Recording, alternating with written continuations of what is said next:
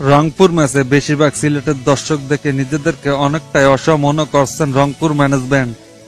এজন্য বসুন্ধরা মালিকানাধীন রংপুর রাইডার্স এবার বিসিবির কাছে নিজস্ব একটা হোম গ্রাউন্ডের জন্য আবেদন করতে যাচ্ছে। প্রয়োজনে রাজশাহী গ্রাউন্ডকে নিজেদের হোম গ্রাউন্ড হিসেবে নিতে আগ্রহী রংপুর। গ্রাউন্ড রক্ষণাবেক্ষণ ঠিক করে খেলার উপযোগী করে তোলার মতো যাবতীয় ব্যয় পর্যন্ত বহন করতে প্রস্তুত আছে বসুন্ধরা গ্রুপ। কিকবাসকে দেওয়া এক সাক্ষাৎকারে বিষয়টি নিশ্চিত করেছে রংপুরের সিইও ইশতিয়াক সাদেক। তিনি আরো বলেন, আমরা চাই বিপিএল যেন দর্শকে ভরপুর থাকে। এবার বিপিএলে কয়েকটি ম্যাচ ছাড়া দর্শক শূন্য ছিল গ্যালারি। যদি হোম মাঠ ব্যবহার করা যায় তাহলে দর্শকের চাহিদা অনেক বেড়ে যাবে বিপিএলে।